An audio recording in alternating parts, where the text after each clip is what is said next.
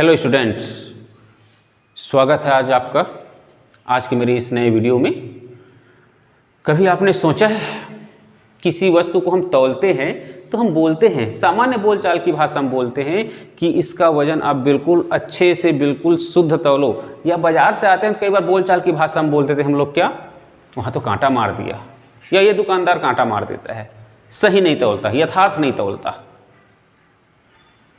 मतलब हम उस पर उतना विश्वास नहीं करते। कई बार बोलते हैं उसका जो वेट मशीन है, सामान की भाषा में बात करूं, वस्तुओं की भाषा में बात करूं, उसका जो वेट मशीन है वो सही नहीं तौलता। कई बार बोलते हैं 5 ग्राम में तो कांटा नहीं हिल रहा है, ऐसा बोलते हैं। ऐसा क्यों होता है? किसी वस्तु के माप को हम परिशुद्धता में कब आकलन करेंगे, कैसे तौलेंगे, कैसे मापेंगे? और इसका निर्धारण होता है किससे? हमारे सार्थक अंक से। तो आज हम लोग लेकर चले हमारे फिजिक्स में, चलिए कौन सा? सार्थक अंक, सिग्निफिकेंट नंबर। सिग्निफिकेंट नंबर जितना ज़्यादा होगा, मतलब किसी वस्तु के माप में सिग्निफिकेंट नंबर या सार्थक अंकों की संख्या जितना ज़्यादा होगी या जितना अधिक होंगे, उतना ही वह माप या उस भौतिक राशि की माप क्या होगा? शुद्ध होगा और सही होगा। ठीक है, आइए चले चलते हैं हम लोग क्या? सार्थक अंक में। मापन में हम लोग देख रहे हैं, सार्थक अंक में देखें। अब चलिए, इसमें जब किसी वस्तु के माप को हम लिखते हैं तो 2 प्रकार के अंक आते हैं। 2 प्रकार के अंक कैसे कैसे? एक होता है निश्चित अंक और दूसरा होता है अनिश्चित अंक। एक निश्चित और दूसरा अनिश्चित अंक। मतलब जब किसी माप को हम लिखते हैं तो उसमें 2 प्रकार के अंकों का निर्धारण हुआ है। जैसे मैंने सपोज दैट लिख दिया यहाँ पर 5.68 किलोग्राम, लिख दिया यहाँ पर 234 मीटर लिख दिया। चलिए ठीक है, तो यहाँ पर देखें, ऐसे हमने कोई माप को लिया। जब ऐसे माप को हम लेते हैं और लिखते हैं तब इसमें 2 प्रकार के अंक हैं, शामिल है। बाद में और आगे बढ़ेंगे, सब सार्थक अंक, उससे बात बढ़ेंगे आगे। जब किसी से कहा जाए मापन को सार्थक अंक की भाषा में ऐसा लिखते हैं या मापन को लिखते हैं तो 2 प्रकार के अंक होते हैं, निश्चित और अनिश्चित अंक, और जिसमें एक अंक हमेशा क्या होगा? अनिश्चित होगा, और बाकी सभी अंक क्या होते हैं? परफेक्ट होते हैं, निश्चित होते हैं। तो अब अनिश्चित अंक कौन सा होगा? ये तो नहीं होगा। 5 किलोग्राम अनिश्चित होगा तो बड़े दुविधा फंस जाएंगे। 2 अनिश्चित होगा तो एकदम से ठीक है। तो इसमें जो होता है दाहिने साइड का जो अंक होता है, ये किस में जाता है? अनिश्चित अंक में जाता है। ये अनिश्चित अंक है। ठीक है, बाकी सभी अंक, दाहिने ओर का प्रथम अंक किसी भी मापन में, लिखे हुए मापन में हमेशा क्या होता है? अनिश्चित अंक होता है, और उसके बाद बाकी सभी क्या होते हैं? निश्चित अंक होते हैं। अब बात आती है सार्थक अंक में। तो सार्थक अंक है क्या चीज? तो हमने पढ़ा हुआ है अंक, एक प्रकार से कहें तो 9 अंक और एक क्या है? 0 है। ठीक है, 9 अंक, 1 2 3 से लेकर कहाँ तक? 9 तक, और एक अंक और कौन सा है? 0। हम सब जानते हैं 0 का आविष्कार हमारे भारत देश में हुआ है। इसमें देखें, अब सार्थक अंक में 9 अंक और उसके बाद 0 पे जाने से पहले हमारे मापन में कितने प्रकार के माप हो सकते हैं, कितने प्रकार की संख्या हो सकती है, मापन संख्या? तो हम यहाँ पर 2 प्रकार की मापन संख्या का निर्धारण करते हैं। वो है दशमलव वाली संख्या और एक बिना दशमलव वाली संख्या। बाकी धनात्मक, ऋणात्मक, परिमेय भी तो हो गया, दशमलव में आ जाएगा। परिमेय करेंगे तो निश्चित है दशमलव में कन्वर्ट होगा वो। ठीक है, धनात्मक और ऋणात्मक से हमको सार्थक अंक उतना नहीं जाना है, उससे कोई फर्क नहीं पड़ता। दशमलव वाली संख्या और बिना दशमलव वाली संख्या में हमको सार्थक अंकों का निर्धारण करना है कि हमको इसमें से कौन कौन से सार्थक अंक है और कितने हैं। ठीक है, तो हमने पहले देखा क्या? निश्चित अंक और अनिश्चित अंक मापन के माप में, लिखने में। अब बात आती है सार्थक अंकों की संख्या, जो हमारा आज का टॉपिक ही है। ठीक है, तो चलिए मैं इसको मिटाऊं और उसके बाद इस पर काम करूं मैं कि सार्थक अंक कैसे काउंट करते हैं। कुछ नियमावली है, उस नियमावली के आधार पर हम क्या करते हैं, किसी भी मापन में सार्थक अंकों की संख्या का निर्धारण करते हैं। ठीक है, चलिए इस पर आगे बढ़ते हैं। इसको मिटा दूं पहले मैं। चलिए ये देखें, मैंने इंटरनेट के साथ साथ डेफिनेशन भी लिख दिया है। किसी भौतिक राशि के मापन को कन्फर्म यथार्थपूर्वक व्यक्त करने के लिए जिन अंकों का हम उपयोग करते हैं उन अंकों को ही हम क्या कहते हैं, सार्थक अंक कहते हैं। मैंने कहा था दो प्रकार के अंक संख्या होंगी हमारे पास मापन में को व्यक्त करने के लिए, एक दशमलव वाली संख्या होगी और एक बिना दशमलव वाली संख्या होगी। ठीक है, अब अंकों का निर्धारण कि कौन सा अंक सार्थक अंक है लेंगे मापन में और किसको नहीं लेंगे, इसकी कुछ नियमावली है। ठीक है, तो उन नियमावली को मैं दोनों संख्याओं के आधार पर डिवाइड करके आपको बताऊंगा, किसमें सार्थक अंक होगा वह, किसमें सार्थक अंक नहीं होगा और कब वो सार्थक अंक के रूप में काउंट की जाएगी। और मैंने पहले ही बोल के रखा है, जिस मापन में सार्थक अंकों की संख्या जितनी अधिक होगी वह मापन उतना ही शुद्ध या यथार्थ होगा या अच्छा होगा। तो चलिए दो प्रकार के अंकों को मैं लेकर संख्याओं को लेकर चलता हूं। यहां पर एक है दशमलव वाली संख्या,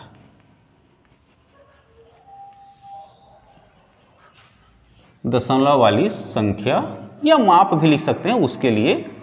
ठीक है, माप में क्या होगा, और एक बिना दशमलव वाली संख्या। चलिए दूसरा मैं लेता हूं बिना दशमलव वाली संख्या।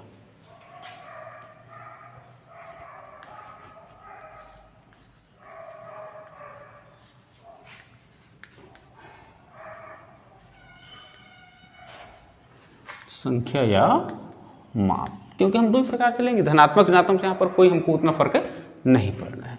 चले, दो प्रकार के हमारे पास माप होंगे। उन मापों में हम देखेंगे उस माप में जो लिखे हुए अंक हैं वो सार्थक अंक के रूप में काउंट होंगे कि नहीं। तो इसलिए सबसे पहला नियम यह कहता है, चाहे वह दशमलव वाला माप हो चाहे बिना दशमलव वाला माप हो, ठीक है, 1 से लेकर 9 तक के अंक जो है हमेशा सार्थक अंक में ही गिनती होगी, सार्थक अंक ही कहलाएंगे। और जो दोनों में कॉमन है उसको एक साथ लिखूंगा और उसका एग्जाम्पल भी एक साथ दूंगा। ठीक है, मतलब चाहे वह दशमलव वाला हमारा माप हो चाहे बिना दशमलव वाली माप हो, 1 से लेकर 9 तक के अंक हमेशा सार्थक अंक के रूप में काउंट की जाएगी, उसको सार्थक अंक माना जाता है। ठीक है, चले मैं लिख देता हूं, उसके बाद इस पर काम करें। चले, पहला हमारा इसमें प्रॉपर्टीज या नियम बनता है दोनों प्रकार की संख्या के लिए। ठीक है, दोनों प्रकार की संख्या के लिए 1 से लेकर 9 तक के अंक हमेशा क्या होते हैं, ठीक है, सार्थक अंक होंगे, इसमें नो डाउट। अब लिखते हैं तो मैंने कहा सार्थक अंक में दो प्रकार के अंक होते हैं। जब किसी माप को लिखते हैं सार्थक अंक की भाषा में तो उसमें दो प्रकार के अंक होते हैं, एक डाउटफुल डिजिट और एक कन्फर्म, निश्चित और अनिश्चित, वो तो अलग चीजें हैं। ठीक, तो इसमें चले उदाहरण के रूप में देखें, एज फॉर एग्जाम्पल हम लोग यहां पर लेकर चले तो मैंने लिखा मान लो 5.63। ठीक, अभी यहां पर ग्राम किलोग्राम कुछ नहीं लिख रहा हूं मैं।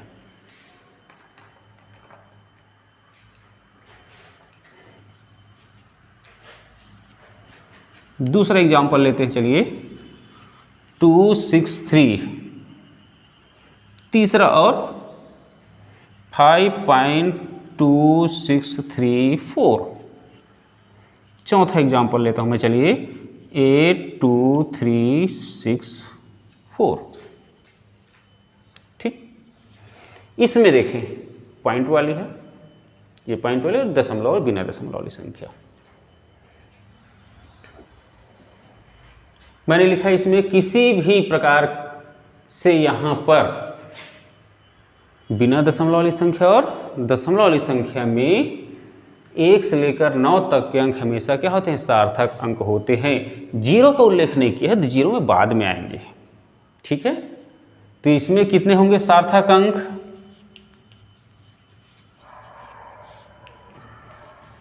3 होंगे। इसमें भी कितने होंगे,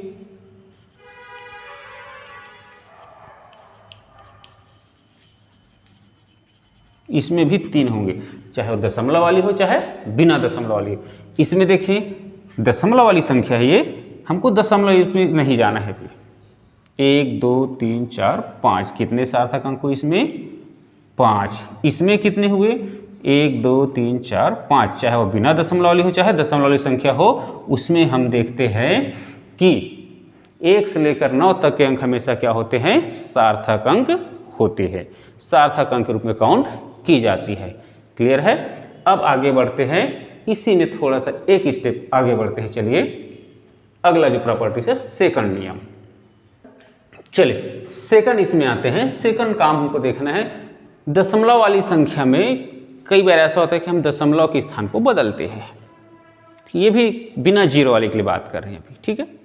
दशमलव के स्थान को बदलते हैं, जैसे मैंने लिखा मान लो 2.358 लिखा, फिर इसी को मैं करता हूँ क्या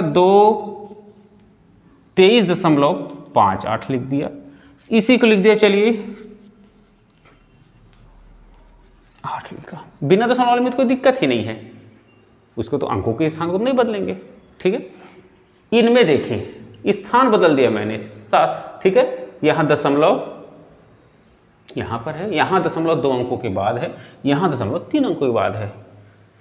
तब ऐसे संख्या जिसमें दशमलव है, दशमलव का स्थान बदल देने पर भी या स्थान बदलता है तो भी सार्थक अंकों के गिनती में या सार्थक अंकों की संख्या में कोई परिवर्तन नहीं होता। तो यहाँ भी कितने सार्थक अंक होंगे? 3 सार्थक अंक होंगे। यहाँ भी कितने सार्थक अंक होंगे? यहाँ भी कितने सार्थक अंक होंगे? 4 सार्थक अंक होंगे। यहाँ भी कितने सार्थक अंक होंगे? 4 ही सार्थक अंक होंगे। और यहाँ भी कितने सार्थक अंक होंगे? 4 सार्थक अंक ही होंगे, ठीक है। और ये पर्टिकुलर किसके लिए लागू होता है? दशमलव वाली संख्या के लिए। बिना दशमलव वाली संख्या के लिए एग्जाम्पल लेकर देखें, मान लो इसे 3 5 8 ऐसा लिखा, भाई तो ये तो यही रहेगा 2 3 5 8। मैं अंकों के यहाँ वहाँ नहीं करूँगा क्योंकि एक माप है, मेजरमेंट रहेगा, ठीक है। वो तो यहाँ भी तो 4 है, ये कितना है? 4 है। मतलब दशमलव वाली संख्या में हम यदि दशमलव के स्थान को बदलते हैं तो सार्थक अंकों की संख्या में कोई परिवर्तन नहीं होता। ये हमारा सेकंड रूल में जाता है, ध्यान रखिएगा इसको भी। चले अब थर्ड रूल में आते हैं। देखिए हमारे पास अब बचा क्या है? 0 बचा है, 0 बचा है। और 0 ही निर्धारित करता है ज़्यादा कि किसी भी माप में या किसी भौतिक राशि के माप में कितने सार्थक अंक है, वो 0 से ज़्यादा निर्धारित होता है। और वही निर्धारित करेगा कि उस माप में कितनी परिशुद्धता है और कितनी परिशुद्धता नहीं है। और वो देन कहाँ की है? हमारे भारत की देन है। मतलब कोई माप जो है कितना शुद्ध है, कितना अशुद्ध है, कितना यथार्थ है, कितना निश्चित है, कितना अनिश्चित है, वो हम बताते हैं, भारत में बताते हैं। भारत का 0 निर्धारित करता है कि कोई भी मेजरमेंट कितना परिशुद्ध है और कितना अशुद्ध है उसको। चले तो अब 0 में आते हैं, आगे बढ़ते हैं और 0 के निर्धारण देखेंगे कैसे होता है, कब उसको क्या मानेंगे हम लोग? सार्थक अंक में लेंगे, कब उसको हम सार्थक अंक में नहीं लेंगे। चलिए तीसरा पॉइंट में आते हैं। चलिए देखें 0 का निर्धारण। तो 0 के निर्धारण से पहले मैं कुछ अंक लिखता हूँ, उस पर फोकस करेंगे, उसके बाद ही आगे बढ़ेंगे। देखिए चाहे वो दशमलव वाले अंक लिखो चाहे बिना दशमलव वाले अंक लिखें, भाई 3 साइड होंगे। कोई अंक है मान लो तो उसके लिए 0 का निर्धारण 3 जगह होगा। एक लेफ्ट विंग में होगा, दूसरा राइट विंग में होगा बिल्कुल स्वतंत्र, और एक मध्य में होगा। मतलब मुख्य अंकों के बीच में होगा, या मुख्य अंकों के पहले या मुख्य अंकों के बाद या मुख्य अंकों के बीच, इस तरह से होगा। ऐसा एक एग्जाम्पल ले रहा हूँ, उसके बाद नियम में जाएंगे। मान लो लिखा 5003, एक स्थिति बनती है, चाहे वह दशमलव वाली हो चाहे बिना दशमलव। चलिए ये दशमलव वाले में भी लिखा और दूसरा लिखा मैंने 5003, बिल्कुल सिमिलर चलूंगा, ठीक। इसी में दूसरा ऐसा भी हो सकता है कि 0, ऐसे भी हो सकता है 5.003 005.003, ठीक। तीसरी स्थिति क्या बन सकती है? 5.003 इधर ले लिया राइट साइड, इसमें 5.003.00। 3 स्थितियां बनती है 0 के लिए। एक, चाहे वह दशमलव वाली संख्या हो चाहे बिना दशमलव वाली संख्या हो, मध्य में हो। दूसरा लेफ्ट विंग में हो, तीसरा राइट साइड में हो स्वतंत्र रूप से।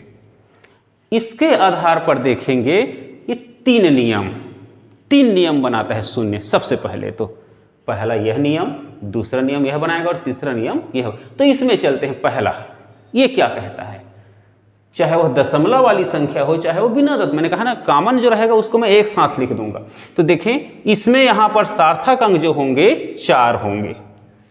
इससे क्या समझ में आ रही है हमको, दशमलव वाली संख्या हो चाहे बिना दशमलव वाली संख्या हो, दो शून्येतर संख्या अंकों के बीच के जो अंक होते हैं, सार्थक अंकों के बीच के जो शून्य होते हैं वो हमेशा सार्थक अंक में गिने जाते हैं। दो शून्येतर अंकों के बीच के शून्य हमेशा सिग्निफिकेंट, ठीक है, फिगर के रूप में काउंट की जाती है। तो यहाँ पर ये दोनों शून्य तो सिग्निफिकेंट नंबर या फिगर में काउंट की जाएगी, क्योंकि ये दो अशून्य संख्याओं के बीच में, चाहे वो दशमलव वाली संख्या हो चाहे बिना दशमलव वाली संख्या हो। ठीक, तो हमारा पहला नियम क्या बना, पहला नियम तो नहीं बोलूंगा, तीसरा नियम में जा रहे हैं इसमें, लेकिन शून्य वाले के लिए तीसरा पहला नियम चल रहा है। ठीक, दूसरा नियम में देखिए, दूसरा क्या कहता है, यहां देखें और इसमें देखें, ये दशमलव वाली संख्या है और ये बिना दशमलव वाली संख्या है। चले इसमें मैं बता देता हूं कितने सार्थक अंक है, फिर अपने आप आपको समझ में आ जाएगा क्या हो रहा है यहां पर। ठीक, इसमें जो है 1 2 3 4, क्योंकि पहले तो नियम में कह दिया कि मध्य वाला तो 0 काउंट होंगे, तो निश्चित है 1 2 3 4। ठीक, 4 सार्थक अंक है इसमें, 1 2 3 4, 4 सार्थक अंक है। तो यहां भी एक कॉमन नियम बन रहा है, कॉमन फैक्टर बन रहा है। क्या, बाएं ओर की चाहे दशमलव वाली संख्या हो चाहे बिना दशमलव वाली संख्या हो, लेफ्ट विंग के स्वतंत्र शून्य, बॉन्डेड नहीं, यहां पर बॉन्डेड है इन दोनों के बीच में, लेफ्ट विंग या बाएं साइड के स्वतंत्र शून्य जो है दोनों प्रकार की संख्याओं में सार्थक अंक के रूप में काउंट नहीं की जाती।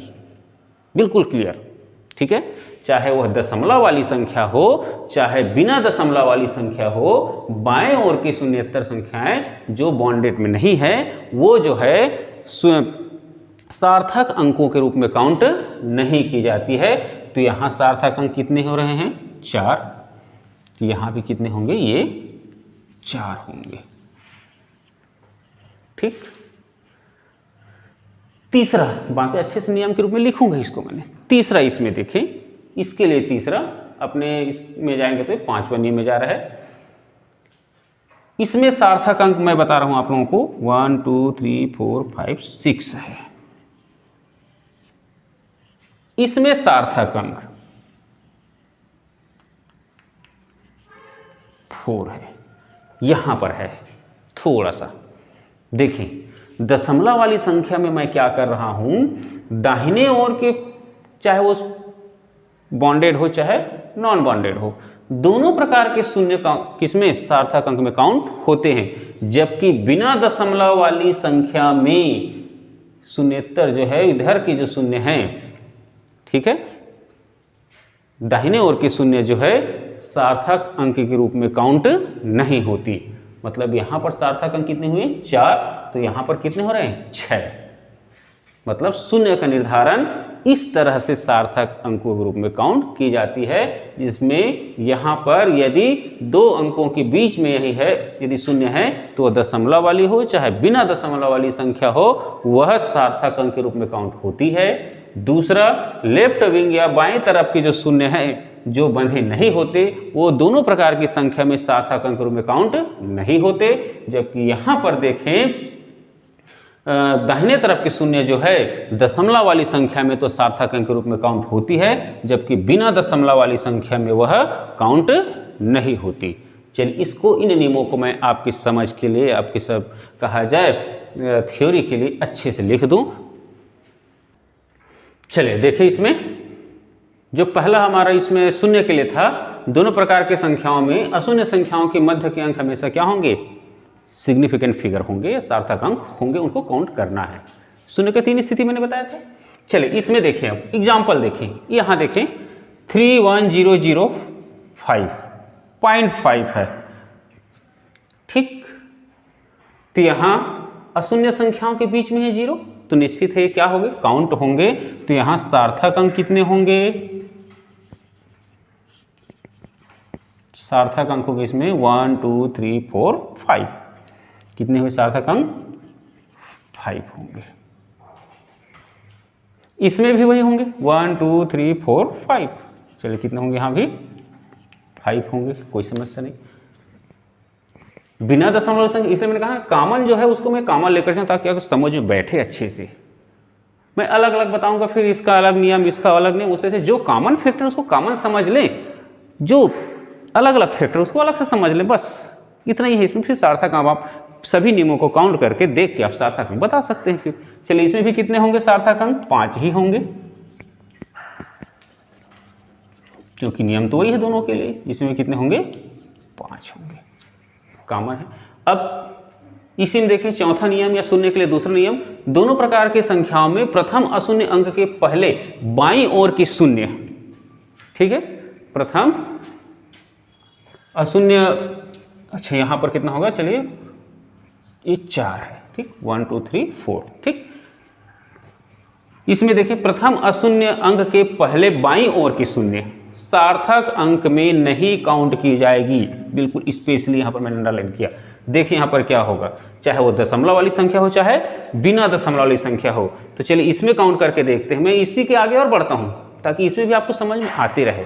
ये तो काउंट होगा, तो मैंने रखा है यहाँ पर, इसको उसी अंक में लेकर चलें। तो यहाँ चलिए क्या होगा, ये काउंट होगा क्या, नहीं, ये सिग्निफिकेंट नंबर के रूप में काउंट नहीं होगा, चाहे बिना दशमलव वाली हो चाहे बिना दशमलव वाली। तो चलिए इसमें देखिए कितने सार्थक अंक हो रहे हैं, 1 2 3 4 5। कितने हो रहे हैं यहाँ पर भी, 5। इसमें कितने हो रहे हैं, देखें दशमलव के स्थान बदलने का भी नियम है यहाँ पर, जो पिछला नियम चल रहा है उसको भी मैं साथ में लेकर चलने का प्रयास कर रहा हूँ। चलिए देखें 1 2 3 4 5, इसमें कितने होंगे, इसमें भी 5 ही होंगे, ये नहीं काउंट होगा। इसमें देखें ये काउंट होगा क्या, नहीं, दोनों प्रकार के नंबर में काउंट नहीं होते हैं। तो कितने हुए यहाँ पर, 1 2 3 4 5। ध्यान रखिए ये 5 नहीं है, नंबर है ये। यहाँ कितने होंगे, देखें 1 2 3 4, ठीक। मतलब क्लियर हो गया होगा आपको कि दशमलव हो चाहे बिना दशमलव वाली संख्या हो, मध्य के अंक तो काउंटेबल है, जबकि लेफ्ट विंग के जीरो जो है क्या होते हैं, काउंटेबल नहीं होते। इसी में भी एक और नियम बचा हमारा, कौन सा, ध्यान रखें यहाँ पर मैंने अभी कहीं पर भी यहाँ पर मात्रक नहीं लिखा है, ठीक है, बिना मात्रक वालों के लिए चले हैं। उसके बाद मात्रक वाले भी थोड़ा सा आएंगे, क्या स्थितियाँ बनती है वहाँ पर, क्या नियम बनते हैं, उसको सब नियमों को हमको लेकर चलना है। चलिए इसको मिटा के फिर अब जीरो का तीसरा नियम और हमारे कंटिन्यूटी का 5वां नियम में चलते हैं।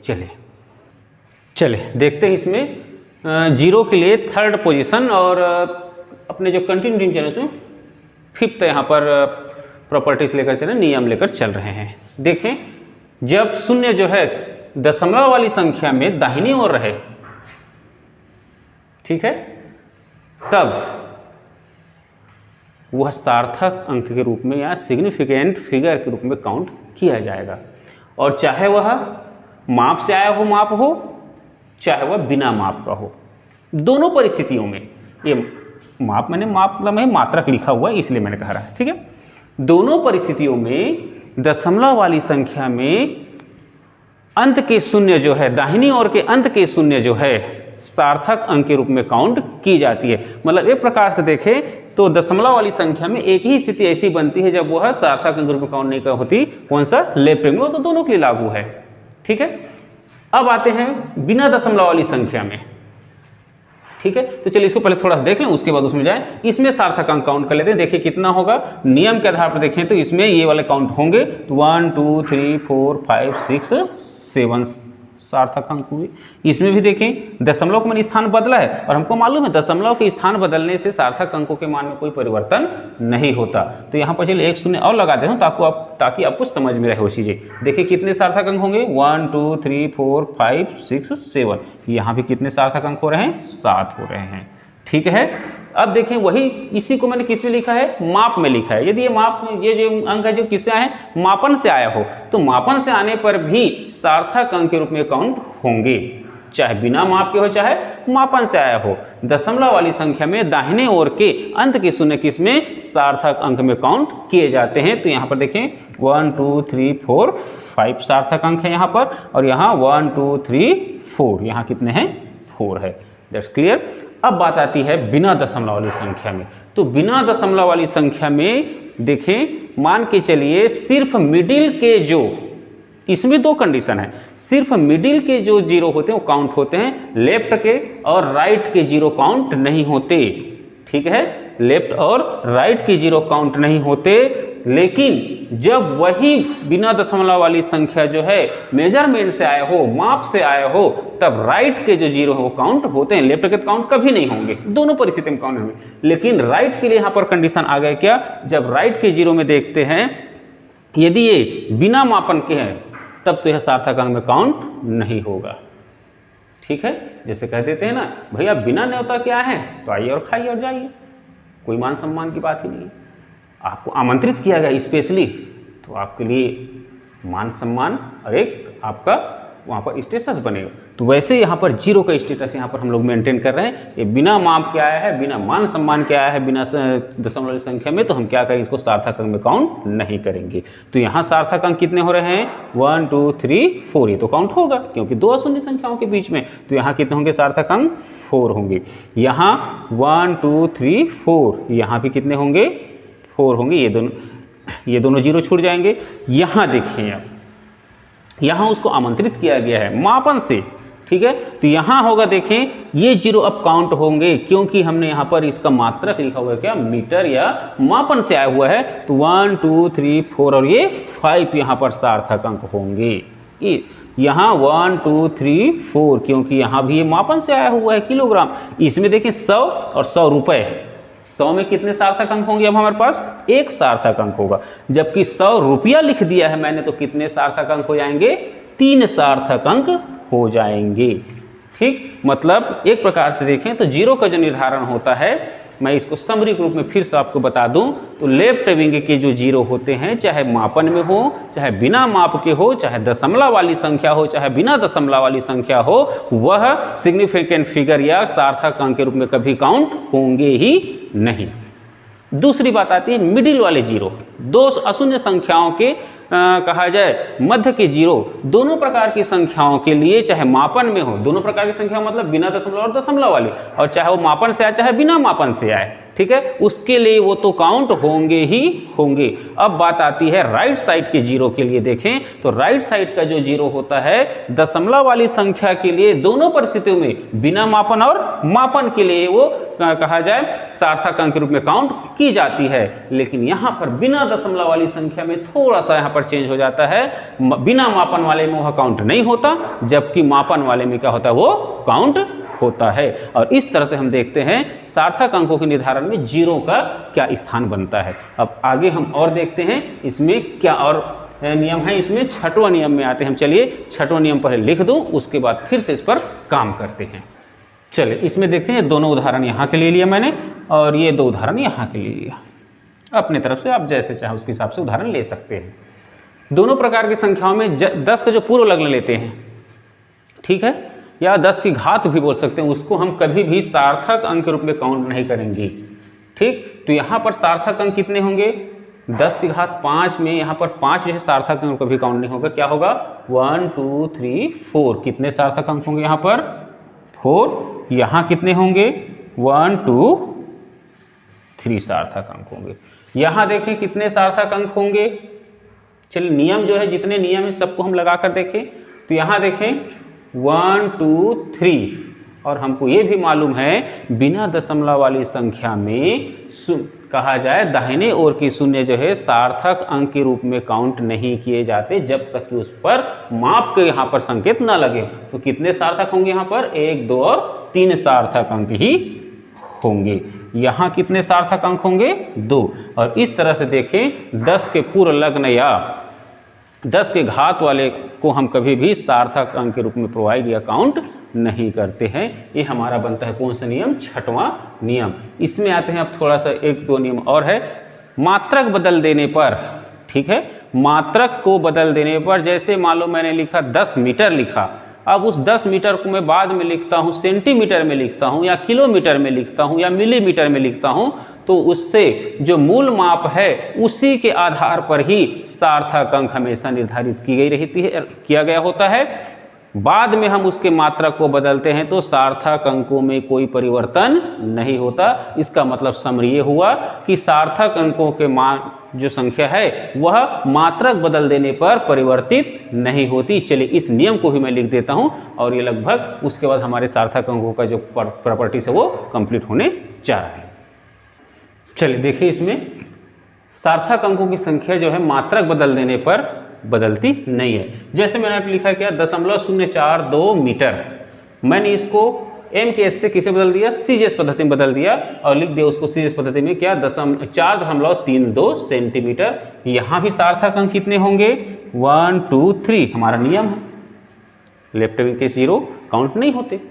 यहाँ कितने हैं 3, तो देखिए इसमें भी 3 आ रहे हैं। चलिए यहाँ लिख देता हूँ, ये भी 3 होंगे और यहाँ भी कितने सार्थक अंक होंगे 3। यहाँ देखिए मैं सेंटीमीटर किसमें बदला है, मिलीमीटर में बदला है। तो यहाँ देखिए 1 2 3, यहाँ भी कितने हैं 3 सार्थक अंक है। तो यहाँ भी 1 2 3 कितने सार्थक अंक हैं, 3 ही सार्थक अंक है। मतलब क्या समझे, किसी भी भौतिक राशि के मापन के माप में यदि मात्रक को बदल देते हैं, ठीक है, तो उस भौतिक राशि के माप के सार्थक अंक में कोई परिवर्तन नहीं होता। चलिए तो हुए हमारे पूरा नियम। अब बात आती है सार्थक अंकों की क्या विशेषता है। तो किसी भौतिक राशि के माप में जितने अधिक सार्थक अंक होंगे उतना ही वह माप परिशुद्ध होगा और शुद्ध होगा, ठीक है। दूसरी बात इसमें आती है, कोई भौतिक राशि के माप में यदि हम क्या करें, उसको मापते हैं, किसी भौतिक राशि को मापते हैं, जिस उपकरण से मापते हैं तो वह उस उपकरण के अल्पतमांक पर निर्भर करता है कि उसमें कितने सार्थक अंक हो सकते हैं, और वह जितने अधिक सार्थक अंक देगा वह इंस्ट्रूमेंट उतने ही उसका क्या होगा, माप परिशुद्ध होगा। और इस तरह से देखिए हमारा आज का ये सार्थक अंक का टॉपिक कंप्लीट होता है, जिसे आप अच्छे से समझकर, देखकर और सुनकर समझ ले सकते हैं और अपने पाठ्य पुस्तक से जितने भी सार्थक अंक संबंधी प्रश्न होंगे उसको आप हल कर सकते हैं। Thank you very much.